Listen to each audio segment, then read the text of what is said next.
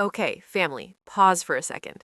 If someone as cold and powerful as Joon-hyuk kept booking your ride every single day, would you be curious or terrified? Drop your answer in the comments. I want to know if you'd push back like Seon or stay quiet. And don't forget to subscribe if you're hooked on this story. Let's continue. Week 3 began differently. Seo-yeon showed up at the mechanic at 9 a.m. even though she'd told herself she wouldn't. Pride said to ignore the message, to cancel the appointment, to prove she didn't need his help. But her car made a sound like it was dying, and reality won over pride. The mechanic, an older man with kind eyes and oil-stained hands, looked at her with recognition when she gave her name. "Ah, yes, Mr. Kang's referral." Her stomach dropped. "Mr. Kang? Paid in full already. Very generous man. Said to give you the best service." She stood there, frozen. "He paid?"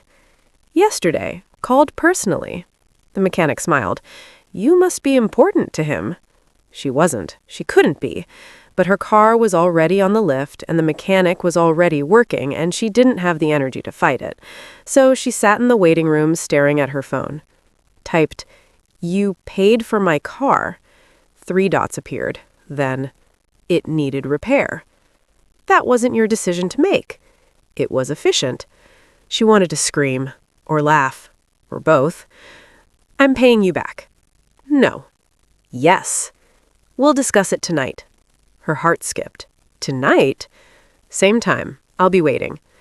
She stared at the message for a long time, then typed, "Fine, but we're talking about boundaries." "Looking forward to it." She put her phone down and tried to ignore the fact that she was smiling.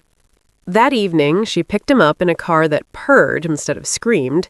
He got in and immediately noticed. "Better," he said. "Don't," she warned. "We're talking about this."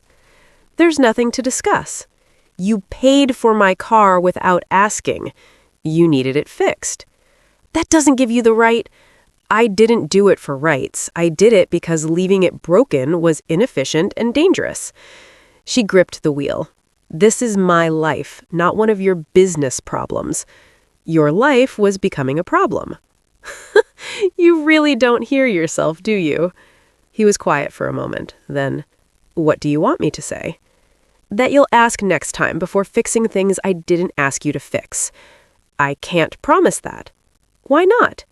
"Because I don't like watching problems get worse when I can solve them." She glanced at him in the mirror. "I'm not a problem." His eyes met hers. "No, you're something else." The air shifted. She looked away first, heart racing. "It's a loan," he said finally. "You'll pay me back, monthly, whatever you can afford. No interest." "That's non-negotiable." She wanted to argue, but the car ran smoothly beneath her hands, and her mother's medication was paid for this month, and she was so tired of fighting alone. "Fine," she said quietly, "but I'm paying back every cent." "I know." They drove in silence. Different silence this time. Not hostile, not uncomfortable. Just quiet. After a while, she said, "Thank you." "You're welcome." She smiled. "See, was that so hard?" "Excruciating." She laughed, really laughed, and in the mirror she caught it. He was smiling. Not almost, not barely, actually smiling.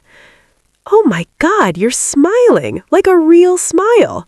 "I don't know what you're talking about." "You absolutely do. I saw it. There's photographic evidence in my memory." "Your memory is unreliable." "My memory is perfect." She grinned at him. "Admit it. You like me." "I tolerate you." "You like me." "Seo-yeon. You like me." He closed his eyes. "You're impossible." "And you're smiling again." He was. He couldn't help it. She was ridiculous, stubborn, completely inappropriate, and somehow sitting in her car had become the best part of his day. The next evening, she picked him up from the glass tower. He got in, and she immediately knew something was wrong. His jaw was tighter than usual, his eyes darker. "Bad day?" she asked gently. No. Liar. He looked at her. How do you know? You're doing that thing where you look like you want to set the world on fire, but you're too disciplined to actually do it. Despite everything, he almost smiled. Observant. I told you, it's a gift. She pulled into traffic. Want me to talk about it? No. Want me to distract you? He raised an eyebrow. How? I could tell you about the guy who tried to pay me in expired coupons today. That's not distracting, that's depressing. Okay, then, she thought for a moment. I could ask you 20 questions? Absolutely not. Come on, I'll go first. Favorite color? I don't have one. Everyone has one. I don't. Fine. Favorite food? Food is fuel. She rolled her eyes. You're the worst at this game. Good. But some of the tension had left his shoulders. She noticed. Better? She asked softly. He looked at her. Yes. They drove through the city, neon lights painting the streets in blues and pinks and golds. She put on music. Jazz. The kind that filled silence without demanding attention. He didn't tell her to turn it off. Can I ask you something serious? She said after a while. You're going to, regardless of my answer. True. She glanced at him. Why do you keep booking me? Really? He was quiet for so long she thought he wouldn't answer. Then, because you don't treat me differently. Differently from what? From everyone else. She frowned. Should I? Most people do. Why? He looked out the window. Because they know who I am. And who are you? Someone you shouldn't trust. The words hung heavy between them. She pulled up to a red light, turned to look at him directly. I don't believe that, she said. You should. Well, I don't. The light turned green. She accelerated. I think you're someone who's forgotten what it's like to be treated like a person, and I think that's sad. He stared at her. You don't know anything about me, he said quietly. I know you tip too much. I know you fixed my car without asking. I know you listen when I talk, even when you pretend not to. She glanced at him. I know you're lonely. I'm not. You are. I can see it. He said nothing. Because she was right, and he didn't know how to admit that without making himself vulnerable. They reached his building. She parked. He didn't get out. Seo-yeon, he said. Yeah? You should be careful. Of what? He looked at her, really looked at her. Of me. Then he got out and walked away. She sat there watching him disappear into the building, and realized something that terrified her. She wasn't careful. She wasn't scared. She was falling. Kang Joon-hyuk sat in his office at 2 a.m., staring at a file he shouldn't have requested. The name on the folder? Han Se-yeon. His head of security had been thorough, too thorough. 27 years old, born in Busan, moved to Seoul 4 years ago. No criminal record, no debt beyond medical bills, no connections to anyone significant. Clean. Almost suspiciously clean. He flipped the page. Mother, Han Mi-sun, stage 4 lung cancer, terminal. Treatment ongoing, but prognosis poor. His jaw tightened. Outstanding medical debt, 47 million won. 47 million won, nearly $40,000. Insurmountable for someone making minimum wage driving strangers around Seoul. He kept reading. Car, 2011 Hyundai Accent, recently repaired. Previous owner, Han Mi-sun. Her mother's car. She was driving her dying mother's car. Residence, studio apartment, Mapo district. Rent, 3 months overdue. Eviction notice filed. He stopped reading, set the file down, pressed his fingers to his temples. This was not his problem. She was not his responsibility. He'd done enough by fixing her car. More than enough. He should step back, stop booking her, end this before it became complicated. He picked up his phone, opened the ride app, stared at the screen for a long moment. Then booked her for tomorrow, same time. He told himself it was routine, habit, nothing more. He didn't believe himself, but he didn't cancel the ride either. The next evening, he watched her pull up from his office window. She was early. Always early now. She sat in her car, checking her phone, tucking hair behind her ear, smiling at something on the screen. He wondered who she was texting, who made her smile like that. The thought bothered him more than it should. His assistant knocked. "Sir, your car is here." "I know." He watched her for another moment, then went down. She saw him coming, and her face lit up, genuinely lit up. No one looked at him like that, like they were actually happy to see him. "Evening," she said as he got in. "You're early." "Yeah, well, figured I'd avoid traffic." She pulled out. "Plus, I finished my last ride and thought, why not?" Why not? As if sitting in her car waiting for him was a casual decision. As if she didn't have a dozen better things to do with her time. "How's your mother?" he asked. She glanced at him, surprised. "She's okay, stable. That's not the same as good." "No," she admitted, "but it's better than bad." He watched her in the mirror, saw the way her smile dimmed, the weight that settled back onto her shoulders. "When's her next treatment?" he asked. "Why?" "I'm asking." She hesitated. "Friday. Are you taking her?" "Of course." "You'll miss work." "I'll make it up." "How many rides will you miss?" "I don't know, 6? 7? She shrugged. "I'll figure it out." She always said that. "I'll figure it out." Like she was used to being alone, used to carrying everything by herself. "What if you didn't have to?" he said quietly. She frowned. "What?" "What if someone covered the lost income?" Her hands tightened on the wheel. "No." "It wouldn't be a debt." "Then what would it be?" He didn't answer, because he didn't know. They drove in tense silence. After a while, she said quietly, "Why do you keep trying to fix my life?" "Because it's broken." "That's not your problem." "I know." "Then why?" He looked out the window, watched the city blur past. "Because I can," he said finally, "and you won't." "I'm handling it." "You're drowning." She flinched. "That's not fair." "It's honest." She pulled over, abruptly, middle of the block, 2 blocks from his building. She turned around to look at him directly. "You want honesty? Fine. I'm terrified. Every single day, I'm terrified that I won't have enough, that I'll fail her, that she'll die before I can give her the life she deserves." Her voice cracked. "But that's my fear to carry, not yours." He held her gaze. "What if I want to carry it?" "Why would you want that?" "I don't know." The admission hung between them, raw, honest, dangerous. She turned back around, started driving again. Neither of them spoke. When they reached his building, she didn't look at him. "Same time tomorrow?" she asked quietly. "Yes."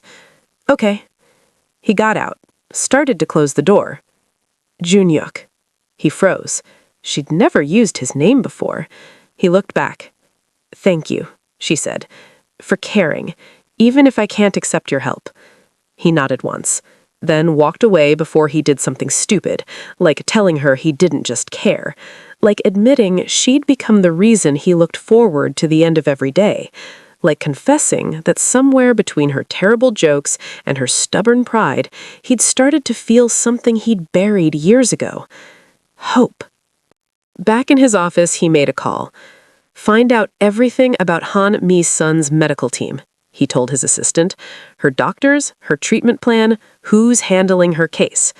"Sir, may I ask—" "No." "Yes, sir." He hung up, pulled up the file again. "Eviction notice, 14 days. He made another call. "I need a property management company. Discreet. I want to buy a building." His real estate contact didn't even question it.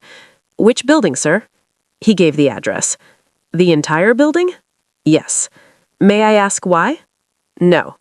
"Of course, sir. I'll have papers drawn up by tomorrow." Joon-hyuk ended the call, sat back in his chair, told himself this was just risk management, asset protection, strategic positioning, all the lies he needed to justify what he was really doing, protecting her, even if she never knew it, even if she'd hate him if she found out.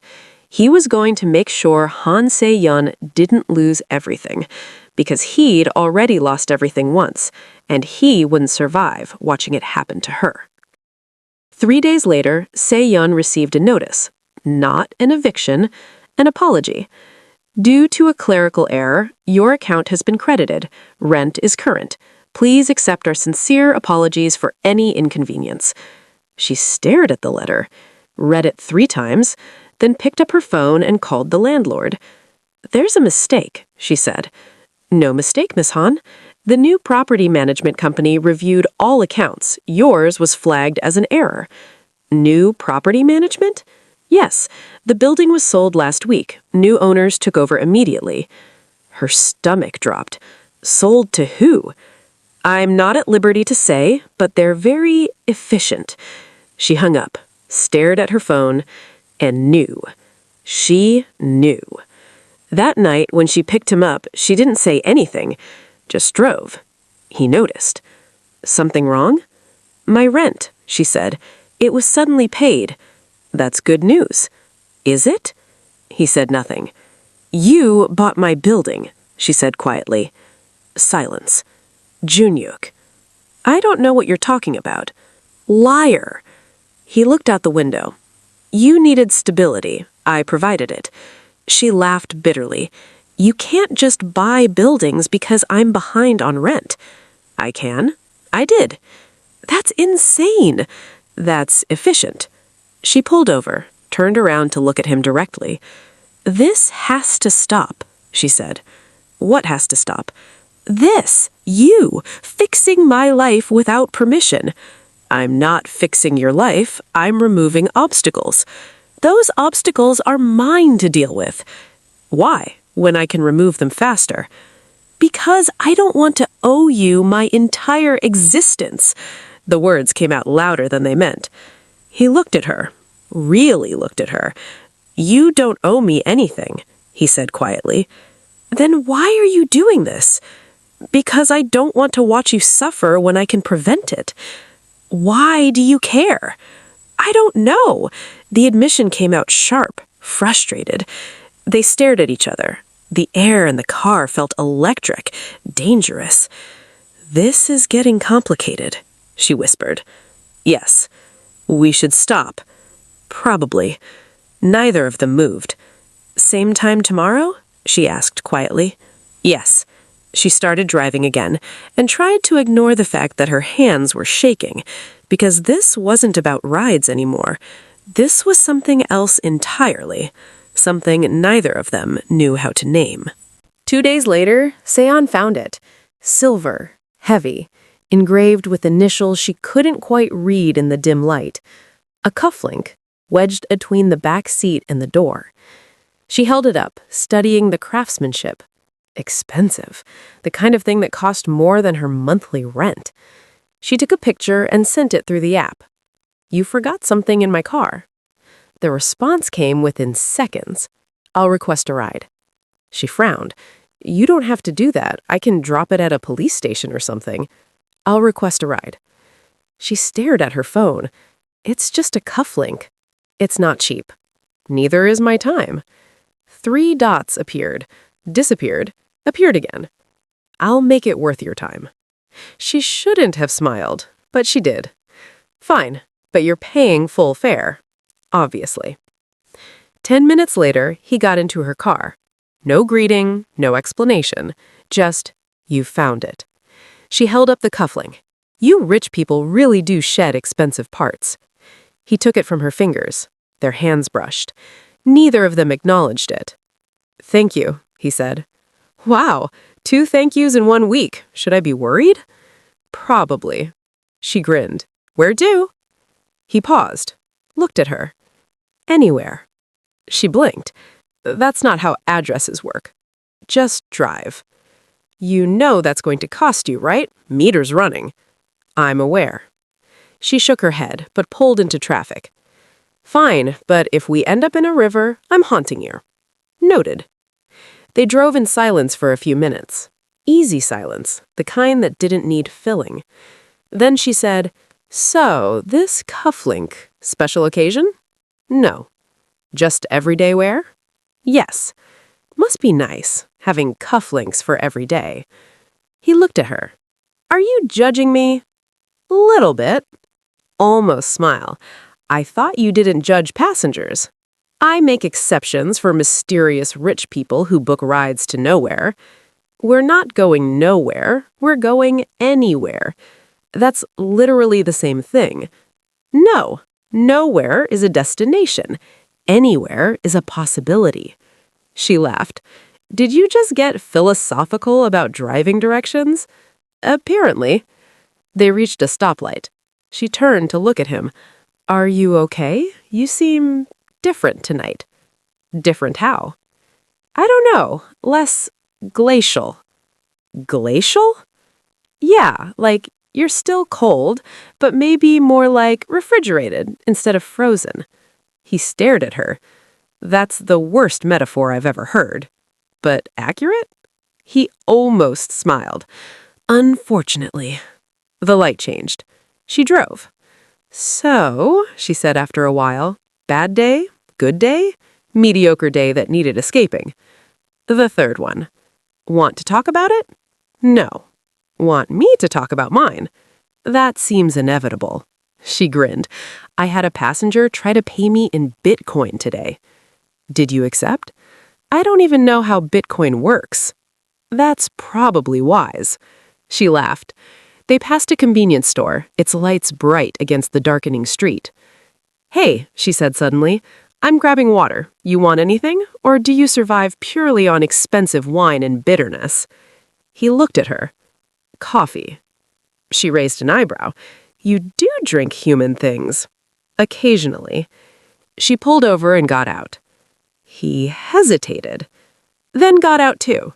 They stood outside the car for the first time like this, not separated by glass and mirrors, not driver and passenger, just two people, standing under fluorescent lights in front of a convenience store. She was shorter than he'd realized. The top of her head barely reached his shoulder. You're tall, she said, looking up at him. You're observant. And you're sarcastic. Look at us, learning new things. She headed inside. He followed. The store was nearly empty, just a tired clerk behind the counter and a teenager reading manga in the corner. Seo-yeon went straight to the refrigerators, grabbed 2 bottles of water and a coffee. Hot or cold? She called over her shoulder. Hot. Black? Yes. Of course. She grabbed it and headed to the counter. He reached for his wallet. She waved him off. I've got it. I can pay for coffee. I know, but I'm doing it anyway. She handed money to the clerk. Consider it thanks for not reporting the cufflink as lost property. I wouldn't have. I know, but still. They walked back outside. She handed him the coffee. Their fingers brushed again. This time, both of them noticed. He took a sip. Frowned. What? She asked. It's bad. She grinned. That's what you get for ordering gas station coffee. You recommended it. I recommended getting coffee. I didn't promise quality. He looked at the cup. Took another sip anyway. They stood there for a moment, just standing, drinking bad coffee and water under harsh lights. You work too much, he said suddenly. You spy on all your drivers? I observe. Creepy, but accurate, I shrugged. Bills don't pay themselves. You look tired. Wow, sweet talker. I'm serious. You met his eyes. I'm fine. You always say that. Because it's always true. It's not. She looked away. What do you want me to say? That I'm exhausted? That I'm scared? That some days I don't know if I can keep doing this? Her voice cracked slightly. Would that make you feel better? No, he said quietly.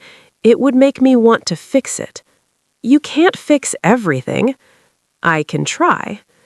She looked at him, really looked at him, saw past the expensive suit and the cold expression, saw someone who was just as lonely as she was, just as tired, as scared of letting anyone see it. Why? She asked softly. Why what? Why do you care? Really, not the efficiency excuse, the real reason. He was quiet for a long moment. Then, Because you're the only person who looks at me and sees a person, not a title, not a threat, not something to use or fear. He paused. Just me. Her heart stuttered. She swallowed. That's the most honest thing you've ever said to me. I know. Kind of terrifying, actually. Yes. They stood there. Too close, not close enough. The moment stretched. She broke it first. We should go. Meter's still running. Right. They got back in the car. She started driving, but something had shifted. The air felt heavier, charged, like they'd crossed a line they couldn't uncross. Where to, for real this time? He gave her an address. Not his building, not his office. A park. Quiet. Empty this time of night. She pulled up to the entrance. Here? She asked. Yes. He didn't get out immediately. Just sat there, looking at her in the mirror. Thank you, he said. For the coffee? It was terrible coffee. I know, but thank you anyway. He got out, closed the door, then did something unexpected. He walked around to her window. She rolled it down. What? Same time tomorrow, he said. Not a question, a statement. You're really committed to this routine, huh? Yes. Why? He looked at her for a long moment. Then, because it's the best part of my day. Before she could respond, he walked away, disappeared into the shadows of the park. Seo-yeon sat there, hands gripping the steering wheel, heart pounding. Oh no, she whispered to herself. Oh no, no, no. Because that feeling in her chest, that warmth spreading through her, that was dangerous. That was how people got hurt. But when she drove home that night, she couldn't stop smiling. And when she went to bed, she held her phone for a long time before finally typing, "Today was nice. Thanks for the excuse to take a break." His response came 5 minutes later. "Thank you for humoring me." Then, after a pause, "Sleep well, Seo-yeon." She stared at the message. No one had told her to sleep well in months, not since before her mother got sick. She typed back, "You too." And for the first time in a long time, she actually did. The next morning, Kang Joon-hyuk sat in his office and pulled out the cufflink. He'd left it intentionally, manufactured the excuse to see her outside of their normal routine. He looked at it now, the silver catching morning light, and wondered when he'd become the kind of man who played games, who engineered situations just to spend more time with someone, who thought about a woman's smile more than billion-dollar deals. His assistant knocked. "Sir, the board meeting?" "Postponed." "But I said postponed." The assistant left quickly. Joon-hyuk turned to the window. Somewhere out there, she was driving, picking up strangers, smiling at people who didn't deserve it, being kind in a world that took advantage of kindness. And he realized something that should have terrified him. He didn't just want to protect her, he wanted to keep her. The thought should have sent him running. Instead, he pulled out his phone, booked her for tonight, and every night after, because he'd stopped pretending this was about efficiency. This was about her, and he was already too far gone to stop. The car died on a Tuesday. Of course it did. Seo-yeon was in the middle of traffic, rush hour, 3 lanes deep, horns already blaring, when the engine coughed once, twice, then went silent. Her heart dropped. No, no, no, no. She turned the key. Nothing. Please, not now. The dashboard lights flickered. Died. Behind her, someone honked, long and angry. She tried again. The engine wheezed like it was drowning. More horns, louder now. Her hands started shaking. She fumbled for her hazard lights, managed to push the car to the shoulder using the last of its momentum. It rolled to a stop. Dead. Completely, utterly dead. She sat there, gripping the wheel, trying not to cry. Her phone buzzed.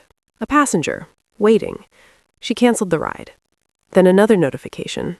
And another. Her rating was going to tank. Her income was going to drop. She couldn't afford. She pressed her palms to her eyes and breathed. One thing at a time. She called a tow truck. 2-hour wait, the dispatcher said. Maybe 3. 3 hours? It's rush hour, ma'am. Best I can do. She hung up. Called her mother. Hey, Mom, I'm going to be late tonight. Car trouble. Again? Honey, didn't you just get it fixed? Yeah, but... She looked at the dashboard. I guess it wasn't enough. How much is it going to cost this time? Too much. Way too much. I'll figure it out, she said, like always. She ended the call and sat in her dead car, watching Seoul rush past her window. And for the first time in months, she let herself break. Not crying, just sitting there, defeated. Her phone buzzed. A message. From him. Are you available tonight? She stared at it. Typed, car broke down, won't be available for a while. 3 dots appeared immediately. Where are you? She hesitated, then sent her location. Don't move. I'm coming. You don't have to. I'm already in the car. She put her phone down, closed her eyes, and waited. 20 minutes later, a black sedan pulled up behind her. Not a regular car, a Mercedes, the kind with tinted windows and a presence that made other cars move aside. The back door opened. Joon-hyuk got out. No suit jacket, sleeves rolled up, hair slightly disheveled like he'd left in a hurry. He walked to her window. She rolled it down. Hi, she said weakly. Are you hurt? No, just stranded. He looked at her car, then at her. When did it stop? 20 minutes ago. Tow truck won't be here for 2 more hours. That's unacceptable. That's reality. He pulled out his phone, made a call. I need a tow truck immediately. He gave the location. Yes, I'm aware it's rush hour. I don't care. Pause. Send 2 trucks if you have to. I want it done in 20 minutes. He hung up, looked at her. Get in my car. I can't leave. My driver will wait with your car. You're coming with me. Joon-hyuk. Seo-yeon. His voice was firm, final. Get in the car. She wanted to argue, but she was so tired, and he was here. She grabbed her bag and got out. His driver, a man in his 50s with kind eyes, nodded to her. I'll take care of it, miss. Thank you, she whispered. Joon-hyuk opened the back door of his car for her. She got in. He got in beside her. The door closed. The world went quiet. Leather seats, climate control, the faint smell of expensive cologne. She felt completely out of place. This is too much, she said quietly. It's a car. It's a Mercedes. It serves the same function as yours. Mine is dead on the side of the road. He looked at her. Not for long. The driver got in front, started the engine. Where to, sir? Joon-hyuk glanced at Seo-yeon. Have you eaten? She shook her head. Find somewhere quiet, he told the driver. Yes, sir. They pulled into traffic. Seo-yeon sat there, hands folded in her lap, trying not to think about how close he was, how the car smelled like him, how his presence felt like gravity. You didn't have to come, she said quietly. I know. I would have figured it out. I know that too. Then why? Because I wanted to. She looked at him. He was staring straight ahead, jaw tight. This is getting complicated, she said softly. Yes. We should probably stop? Probably. Are we going to? He turned to look at her. No. The honesty hit her like a punch. Joon-hyuk, I don't know what this is, he said quietly. I don't know what I'm doing, but I know I'm not going to leave you sitting in a broken car on the side of the road when I can help.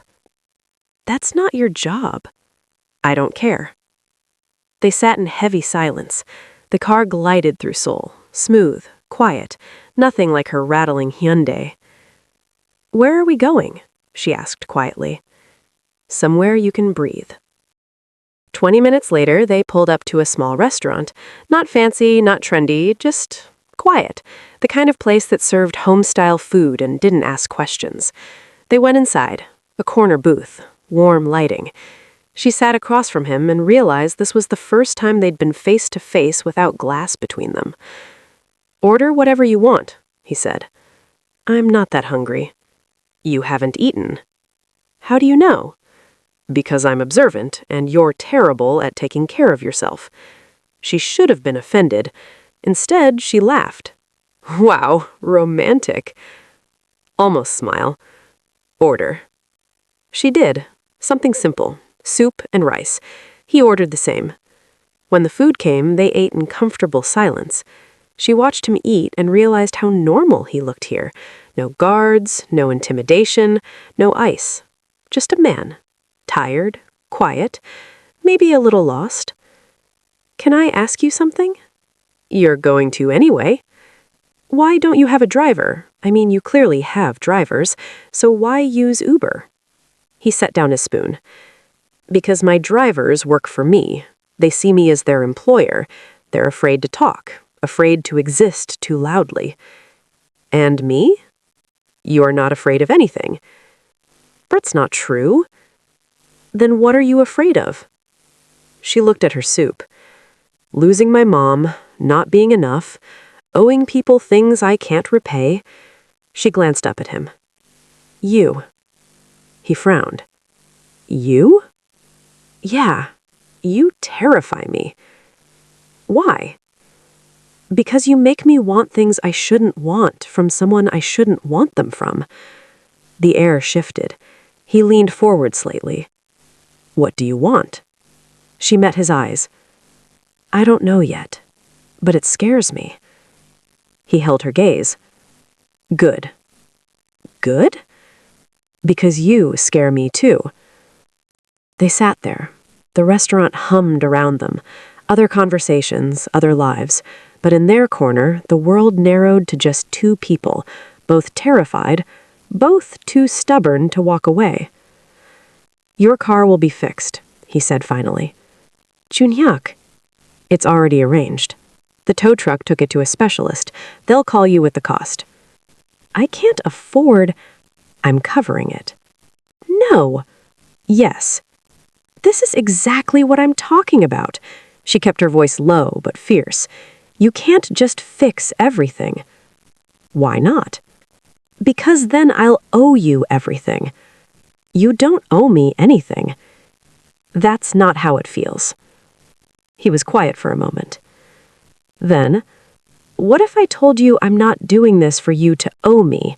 What if I'm doing it because the alternative, watching you struggle when I can help, is unbearable?"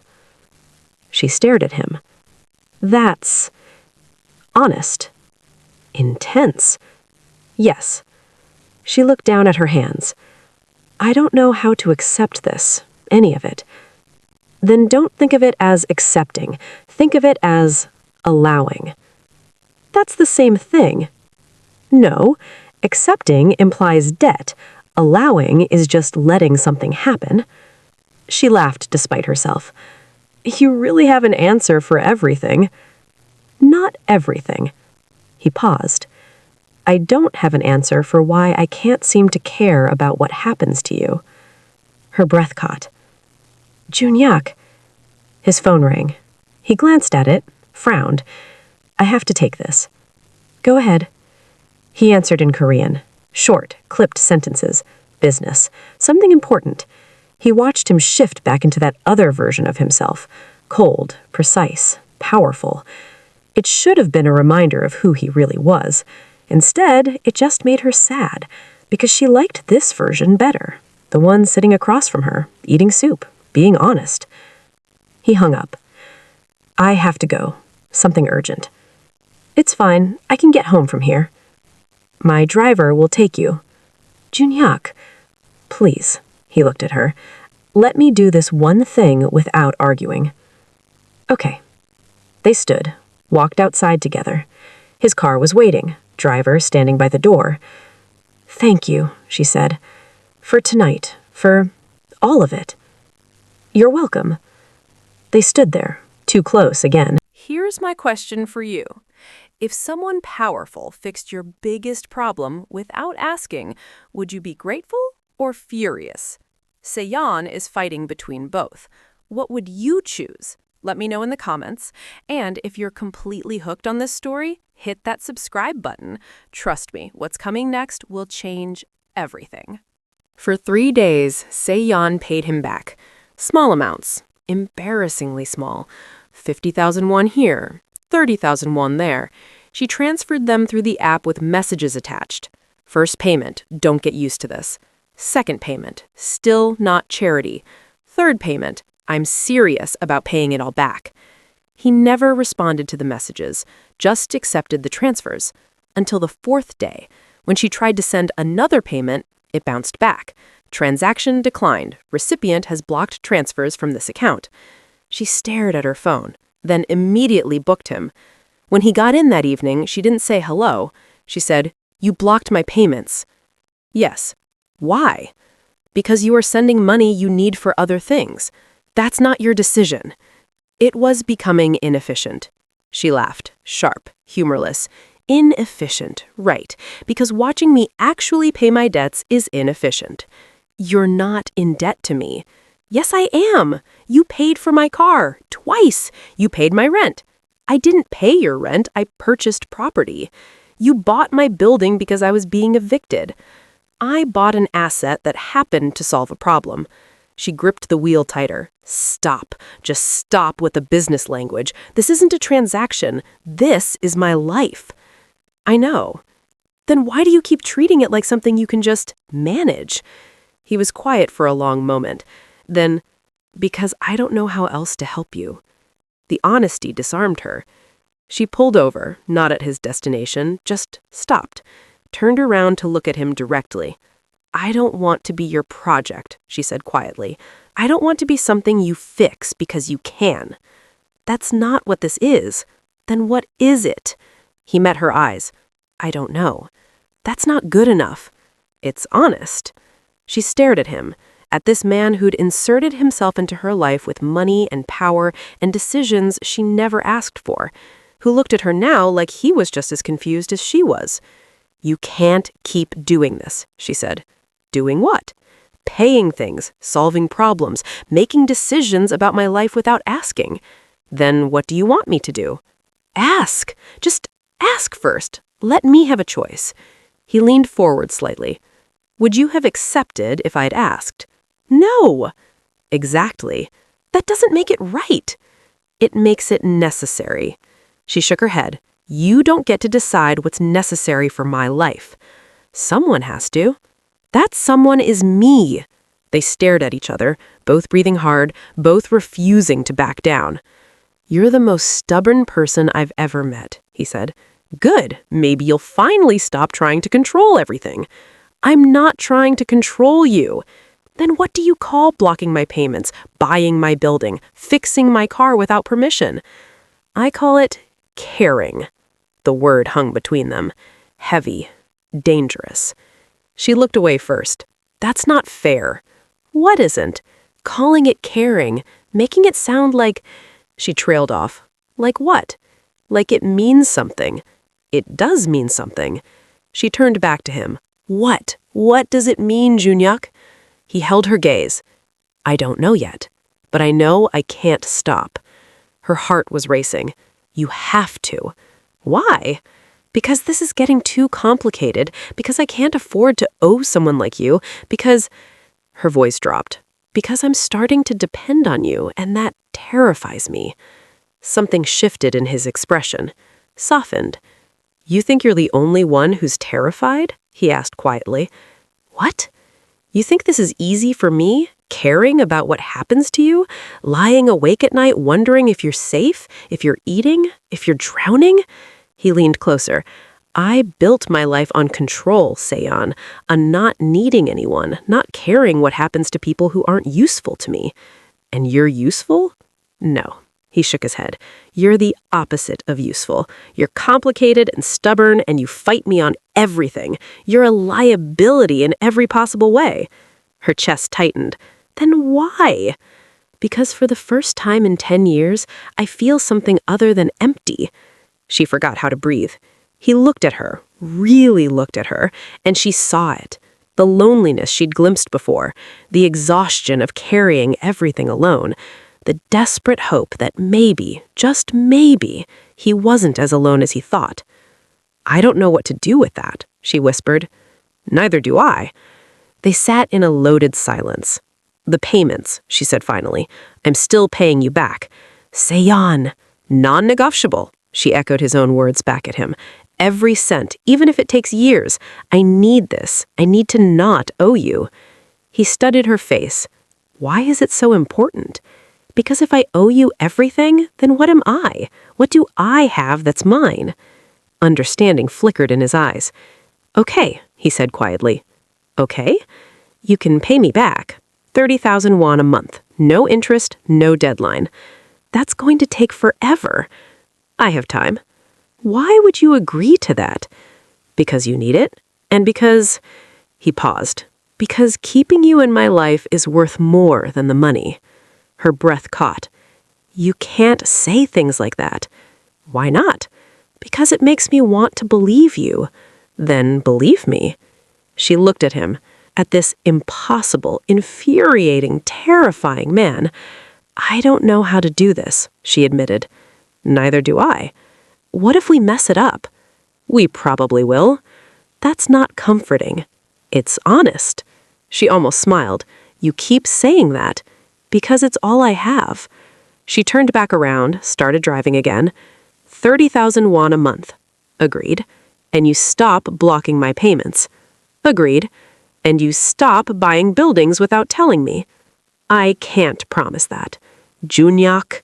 He almost smiled. "I'll try." "That's still not a promise." "It's the best you're getting." She shook her head, but she was smiling now. They drove in silence. Different silence. Not hostile, not tense, just present. When they reached his building, he didn't get out immediately. "Seo-yeon." "Yeah?" "Thank you." "For what?" "For fighting me, for not letting me just steamroll your life." She looked at him in the mirror. "Someone has to keep you humble. You're doing an excellent job." "Good." He got out, started to close the door, then stopped, looked back. "Same time tomorrow?" "Are you asking or demanding?" Almost smile. "Asking." "Then yes." He nodded once, walked away, and this time when Seo-yeon drove home, she didn't feel angry. She felt something else, something warm and terrifying and completely out of her control. Hope. That night she made the transfer, 30,000 won, with a message, "First official payment. See you tomorrow." His response came 5 minutes later. "Received? Thank you." Then after a pause, "Sleep well." She smiled at her phone, typed back, "You too," and wondered when sleep well had become the most intimate thing anyone could say to her. Joon-hyuk sat in his apartment and looked at the transfer notification. 30,000 won. At this rate, it would take her 4 years to pay him back. 4 years of monthly reminders that she existed. 4 years of staying connected. He should have just forgiven the debt, should have made it disappear like he'd made so many other problems disappear. But she needed this, needed to believe she could stand on her own, needed to not be consumed by his world. So he'd give her this, even if it meant watching her struggle when he could make it all go away with a phone call. Because somewhere between her terrible jokes and her stubborn pride, he realized something. He didn't want to own her, he wanted to know her, and those were two very different things. He opened his contacts, found his assistant's number, typed, "Cancel the hospital payment plan," hesitated, then deleted it. Some things he couldn't let go, some protections she'd never know about, because he might be learning to ask permission, but he wasn't learning fast enough to watch her mother suffer when he could help. He'd deal with her anger later, if she ever found out. For now, he had 4 years of 30,000 won payments to look forward to, 4 years of knowing she wouldn't disappear. It wasn't much, but it was something, and something was more than he'd had in a very long time. The pickup location was different. Not the glass tower, not a restaurant or quiet street. An address in Gangnam. Corporate. Imposing. Seo-yeon pulled up and immediately felt out of place. The building stretched toward the sky, all steel and mirrored glass, the kind of architecture designed to intimidate. People in expensive suits moved through revolving doors. Everyone walked with purpose, with power. She checked the app. Right address. She waited. 5 minutes passed, then 10. She was about to send a message when the front doors opened. He emerged, but not alone. 3 men flanked him, dark suits, earpieces, moving in formation. Security. Real security. Her stomach tightened. They walked to her car like a military operation. One man reached the door first, scanned the street, nodded. Only then did Joon-hyuk approach. He opened the door himself, got in. The other men melted back toward the building, watching. Seo-yeon stared at them in her mirror. "Who are they?" she asked quietly. "Security." "I can see that. Why do you need security?" "Standard protocol." "For what?" He didn't answer. She pulled into traffic, heart beating faster than normal. "Joon-hyuk, drive, please." "Not until you tell me what's going on." He looked at her in the mirror. "Nothing is going on. This is normal." Normal people don't have 3 armed men watching them get into an Uber. I'm not normal people. Yeah, I'm starting to realize that. They drove in tense silence. She kept glancing in the rear view. No one was following, but the image of those men, their precision, their alertness, stuck with her. "What do you actually do?" she asked. "I've told you. Business." "What kind of business requires that level of security?" "The profitable kind." "That's not an answer." "It's the only one you're getting." She gripped the wheel tighter. "You know everything about me. My mother, my debts, my address, but I don't even know what you do for a living? It's better that way." "Better for who?" "For you." She pulled over, abruptly, middle of the block. Turned around. "I can't keep doing this." His expression sharpened. "Doing what?" "This. Us. Whatever this is." She gestured between them. "I'm driving around someone I don't actually know. Someone with armed security. Someone who pays for things like money doesn't matter and won't tell me why. I've been honest with you." "Have you?" "Because from where I'm sitting, I know nothing. I don't know what you do. I don't know why people look at you like they're terrified. I don't even know your full name." "Kang Joon-hyuk." "I had to look that up online. You never told me." He was quiet. "What did you find when you looked me up?" "Not much. Business articles, company acquisitions. You're the chairman of something called KJH Holdings." She paused. "And a lot of vague references to influence and connections that don't actually explain anything." "That's intentional." "Why?" "Because some things are better left unknown." She stared at him. "That's not good enough anymore." "What do you want me to say?" "The truth, whatever it is. I can handle it." "Can you?" "Try me." He looked at her for a long moment. Then, "I run a conglomerate, multiple industries, construction, real estate, import-export, entertainment. Some of it is legitimate, some of it exists in gray areas, and some of it," he paused, "some of it operates in spaces where the law doesn't reach." Her mouth dried. "You're saying you're—" "I'm saying I'm powerful, and power in Seoul doesn't always come with clean hands." Her stomach felt cold. "Are you dangerous?" "Yes." The honesty was worse than a lie. "To me?" she whispered. His expression softened. "Never to you, but to other people. When necessary." She turned back around, stared at the steering wheel. Her hands were shaking. "I should have known," she said quietly. "The money, the security, the way people look at you. I should have known you weren't just some rich executive." "Would it have changed anything?" "I don't know. Maybe. Yes." She looked at him in the mirror. "You should have told me." "Would you have believed me?" "I would have had the choice." He nodded slowly. "You're right." Silence. Heavy. Painful. "Are you going to stop booking me?" he asked quietly. She wanted to say yes, should say yes, but when she looked at him, she didn't see danger.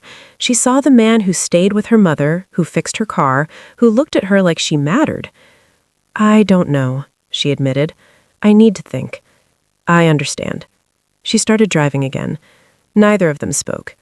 When they reached his building, the one she'd picked him up from 100 times now, it looked different, fortress-like, impenetrable, like a reminder of the world he actually lived in. He got out, paused. "Seo-yeon." She looked at him. "I never meant to lie to you. I just didn't know how to tell you without losing you. You might lose me anyway." "I know." He closed the door, walked away. She watched him go, and for the first time since they'd met, she wondered if she'd made a terrible mistake. That night, she couldn't sleep. She lay in bed, staring at the ceiling, replaying everything. The security, the careful non-answers, the admission that he was dangerous. Never to you. But what did that mean? That he'd hurt others but not her? That he lived in a world of violence but expected her to just accept it? Her phone buzzed. A message. From him. "I understand if you don't want to see me again, but please know that everything I've done for you came from a place of genuine care, not manipulation, not control, just caring about what happens to you." She stared at the message. Typed, "I need to think. Take all the time you need. But you need to be honest with me. About everything. No more secrets." 3 dots appeared, disappeared, appeared again. "There are some things I can't tell you. Not because I don't want to, but because knowing them would put you in danger." "That's not fair." "No, but it's true." She pulled her phone down, closed her eyes, and tried to figure out what scared her more, the fact that he was dangerous or the fact that she didn't care as much as she should. 2 days passed. She didn't book him. He didn't book her. The silence felt like mourning. On the 3rd day, her mother asked, "Where's that nice young man?" "What nice young man?" "The one who's been helping us. Don't think I haven't noticed the bills getting paid, the medication showing up on time." Seo-yeon looked up sharply. "What?" Her mother smiled weakly. "I'm sick, honey, not stupid. Someone's been making sure we're taken care of, and the only new person in your life is that serious man who drove us home from the hospital." "Mom, is he the reason you've been smiling more, and the reason you look so worried now?" Seo-yeon sat on the edge of her mother's bed. "It's complicated. Love usually is. It's not—" She stopped. "I don't love him. But you could." She didn't answer. Her mother touched her hand. "What are you afraid of?" "That he's not who I thought he was, that he's dangerous, that getting close to him will destroy everything." "And what if it doesn't?" "What?" "What if getting close to him is the best thing that ever happened to you?" "How can you say that? You don't even know him." "I know he cares about you. I know he helped us when we had no one else. And I know you've been happier these past few weeks than you've been in years." Her mother squeezed her hand. "Sometimes the scariest thing is also the right thing." That night, Seo-yeon stared at her phone for an hour, then typed, "Are you free tomorrow evening?" His response came immediately. "Yes. I want to talk, really talk. No cars, no distractions." She sent him an address, a small cafe near her apartment. Public. Safe. "I'll be there." She put her phone down and tried to ignore the fact that her heart was racing. The next evening, she arrived first, chose a corner table, ordered tea she didn't drink, watched the door. He arrived exactly on time. No security, no suit, just dark jeans and a sweater. He looked normal, almost. He sat across from her. "Hi." "Hi." They looked at each other. "I've been thinking," she started. "So have I." "You go first." He leaned forward slightly. "I can't change who I am or what I do. My world is dangerous and it will always be dangerous, but I can promise that I will never let it touch you." "You can't promise that." I can try. She studied his face. Why me? Of all the people you could care about, why me? Because you're the only person who looks at me and sees just a man. Not power, not fear, just me. He paused. And because you make me want to be better than I am. Her chest tightened. I don't know if I can handle your world, she said quietly. I don't know if I can stay away from you. They sat in loaded silence. So what do we do? She asked. He reached across the table, slowly, carefully, took her hand. We try, he said. We're honest, we're careful, and we try.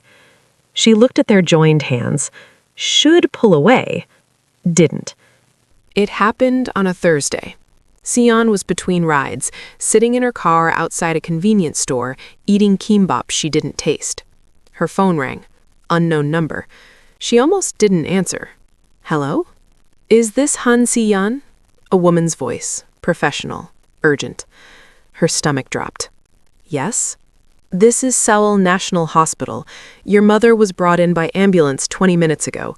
You're listed as emergency contact. The kimbap fell from her hands. What happened? She collapsed at home. A neighbor found her and called emergency services. You need to come immediately. Is she... Her voice cracked. Is she alive? She's in emergency. That's all I can tell you right now. I'm coming right now. She ended the call. Hands shaking so badly she could barely start the car. She pulled into traffic too fast, didn't care. Her mind was blank, white noise and terror. Please, please, please. She didn't know who she was praying to, just please. The hospital swallowed her. Fluorescent lights, antiseptic smell, people in scrubs moving too fast. She ran to the emergency desk. Han-mi-sun, my mother, she was brought in. Room 3, through those doors. Seo-yeon didn't wait for more. She pushed through. Curtained areas, machines beeping, someone crying somewhere. Room 3. Her mother on a gurney, oxygen mask, IVs, eyes closed. A doctor turned. Family? Daughter. What happened? Cardiac episode. Her heart is very weak. We're stabilizing her now, but we need to run tests, possibly transfer her to ICU. ICU? Her condition is critical. We need to monitor her closely. Critical. The word echoed. Can I... Her voice broke. Can I stay with her? For now, but we'll need to move her soon. The doctor left. Seo-yeon moved to the bed, took her mother's hand. So small, so fragile. Mom, she whispered. I'm here. I'm right here. Her mother's eyes flickered, opened slightly. Seo-yeon. Yeah, it's me. I'm sorry. Her voice was barely audible. I tried to call you, but I couldn't. Shh, don't talk. Save your strength. I'm tired, baby. I know, but you have to keep fighting, okay? You have to stay. Her mother squeezed her hand weakly. I'm trying. Tears ran down Seo-yeon's face. I love you. I love you so much. Love you too. Her mother closed her eyes again. Seo-yeon stood there, holding her hand, and felt her world crumbling. Hours passed. They moved her mother to ICU. Private room, more machines, more wires. The doctor came back. Older man, kind eyes that had delivered bad news too many times. He needed to discuss treatment options, he said. Whatever she needs. The treatment she needs is intensive and expensive. Seo-yeon's stomach twisted. How expensive? He told her. The number hit like a physical blow. She couldn't breathe. I don't have that. Not even close.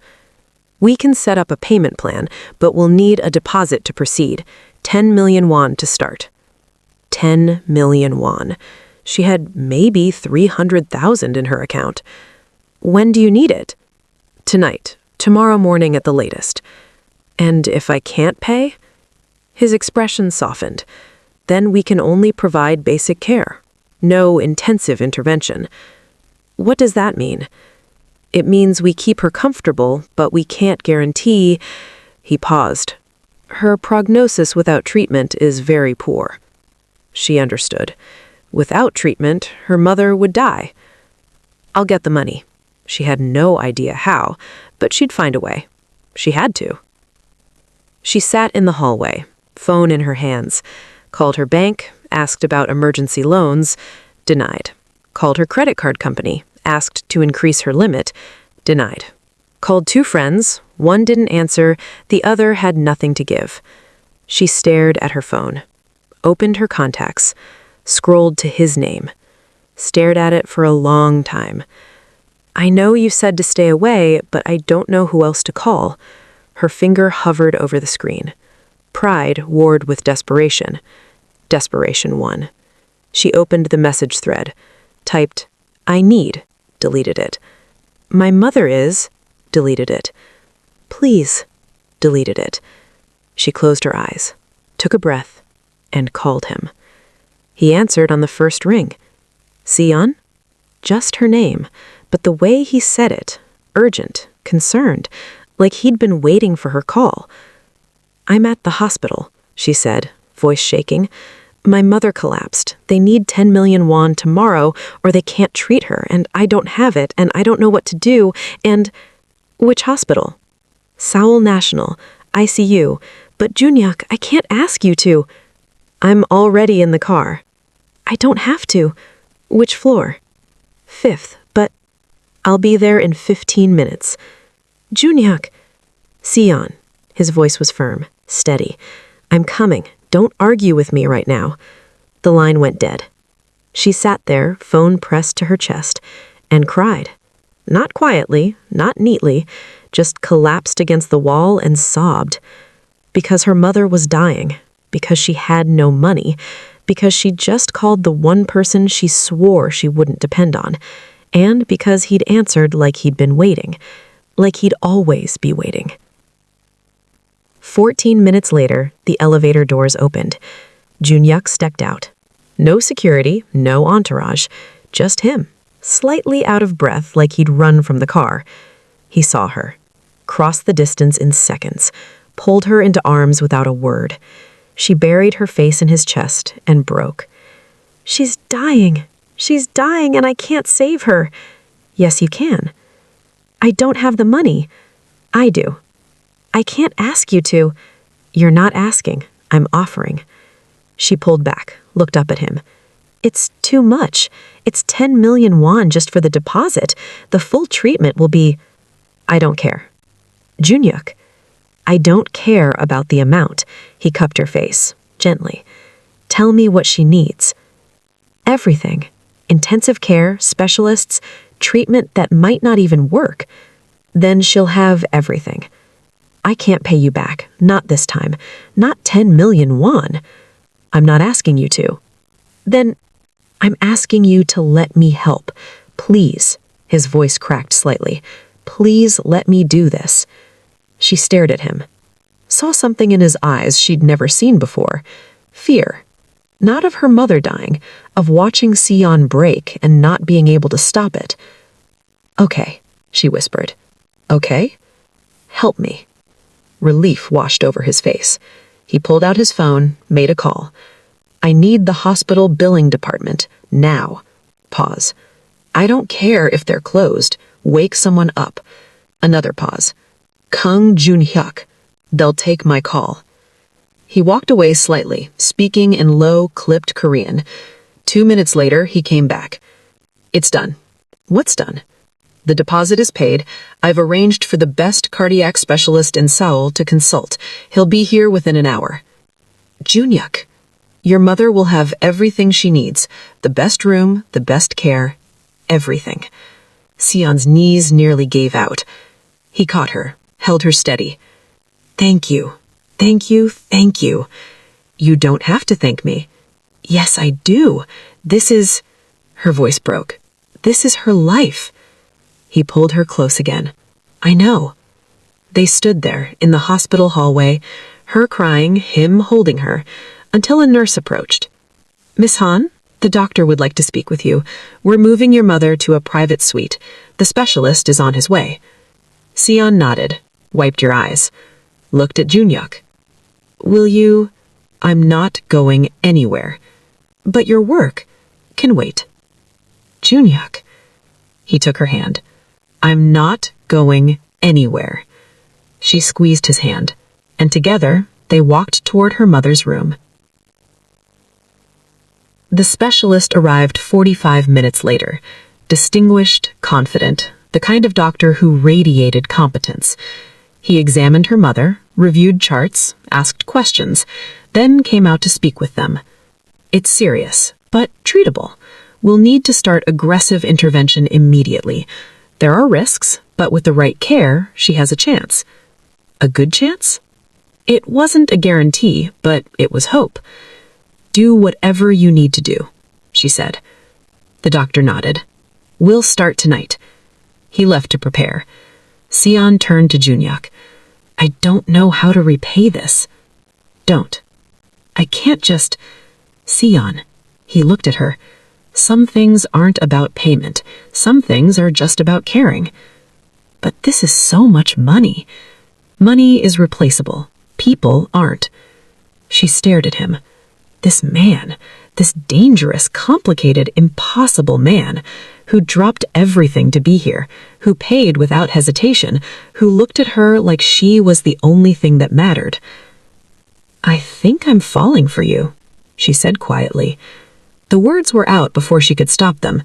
His eyes widened slightly, then softened. Good, he said, because I fell for you weeks ago. The night stretched like a nightmare that wouldn't end. Seo-yeon dozed in fits, 20 minutes here, 10 minutes there, always jolting awake with her heart racing, checking to make sure her mother was still breathing. Joon-hyuk never left. He made calls from the hallway, quiet, clipped conversations in Korean, delegating, rearranging, canceling things that probably cost more than her yearly salary. He brought her coffee at 3 a.m., terrible hospital coffee that tasted like regret. She drank it anyway. You should go home, she said. Get some sleep. No. Joon-hyuk, I'm staying. You have work tomorrow. I own the company. Work can wait. She looked at him, really looked at him. Dark circles under his eyes, tie loosened, sleeves still rolled up from hours ago. He looked exhausted. He looked perfect. Thank you, she said quietly, for being here. Where else would I be? She didn't have an answer for that. At 6 a.m., the specialist returned. The immediate crisis is over, he said. We've stabilized her, but she's still very weak.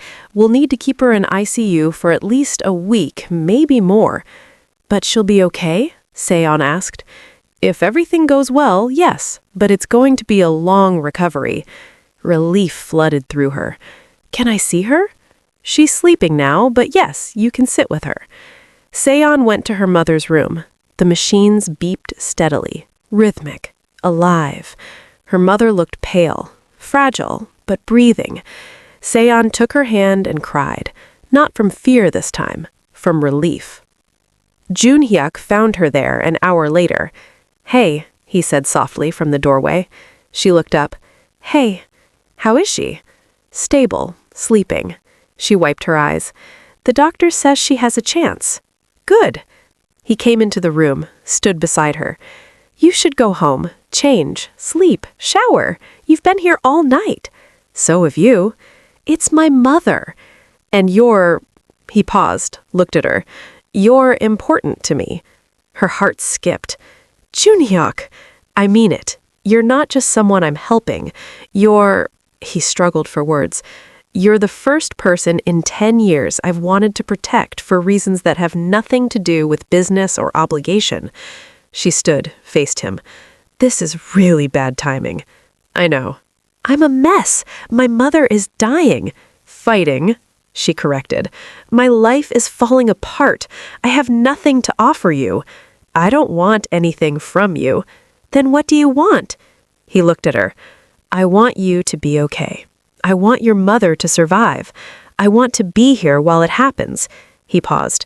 And when it's over, I want you to let me stay." Tears spilled down her cheeks. "You're going to break my heart," she whispered. "No," he said. "I'm going to keep it safe." She laughed, crying and laughing at the same time. "That's the most arrogant thing you've ever said." "Probably. And the sweetest." Almost smile. "Also probably." She stepped closer. "If we do this, if we really do this, you have to promise me something." "What?" "No more secrets, no more half-truths. I need to know who you really are, what you really do, all of it." He hesitated. "Joon-hyuk, some things I can't tell you, not because I don't trust you, but because knowing them would make you complicit, would put you in danger. I don't care." "I do." They stared at each other. "Then tell me what you can," she said, "and let me decide what I can handle." He was quiet for a long moment, then nodded. "Okay." "Okay? I'll tell you. Not here, not now, but I'll tell you." She believed him. Don't know why, but she did. Good. Over the next 3 days, things happened that Seo-yeon didn't understand.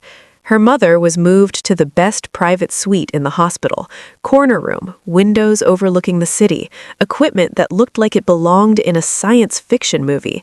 Nurses appeared constantly, checking vitals, adjusting medications, smiling kindly. A physical therapist came twice a day. A nutritionist created specialized meal plans. The cardiac specialist visited every morning and evening. And every single time Seo-yeon asked about costs, she got the same response. Everything's been taken care of. By day 4, she cornered a nurse. "What does taken care of mean?" The nurse looked uncomfortable. "I'm not authorized to discuss billing." "Then who is?" "You'd have to speak with administration." Seo-yeon went to administration. A polished woman behind a desk smiled professionally. "How can I help you?" "I need to know how much I owe for my mother's treatment." The woman typed into her computer, frowned slightly. "Your account shows a 0 balance." "That's impossible. She's been in intensive care for 4 days." "I understand, but your account has been covered by a sponsor." Seo-yeon's stomach dropped. "What sponsor?" "I'm not authorized to disclose that information." "You have to tell me." "I'm sorry, miss. Patient confidentiality extends to financial sponsors." "That's not a thing." "In this case, it is." Seo-yeon stood there shaking with frustration. She knew. Of course she knew. She found Joon-hyuk in the hospital cafeteria, drinking terrible coffee and reading something on his phone. She sat down across from him. "You paid for everything," she said. He looked up. "Good morning to you too." Don't deflect. You paid for the private suite, the specialists, all of it." "Yes." No denial, no excuses, just yes. "We talked about this, about you making decisions without asking." "You were barely sleeping. Your mother needed the best care. I provided it." "Without asking." "Because you would have said no." "Exactly." He set down his phone. "Would you rather I let her suffer in a shared room with subpar care just to preserve your pride?"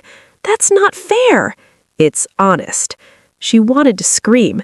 "You can't just throw money at everything." "Why not, when it works?" "Because then I'm in debt to you forever." "You're not in debt to me." "Then what is this?" He leaned forward. "This is me caring about what happens to you and to your mother.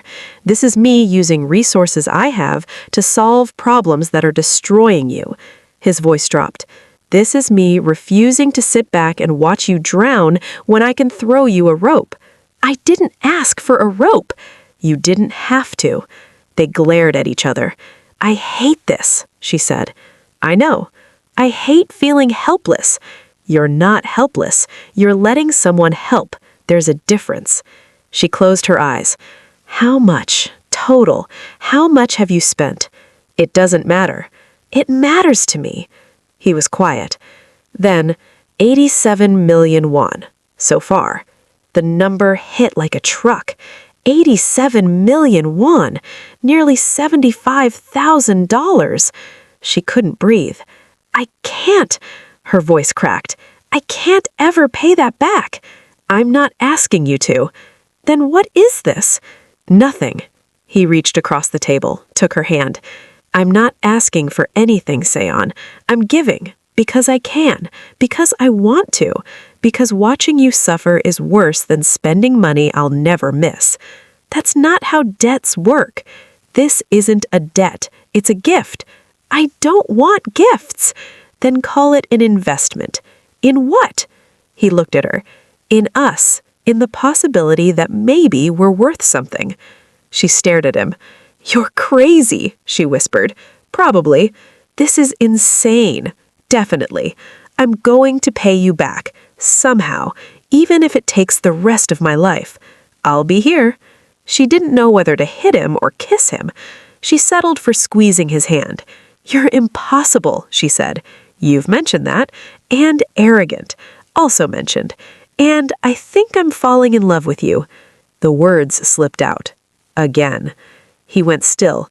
That's the second time you've said that, she said. I know. Do you mean it?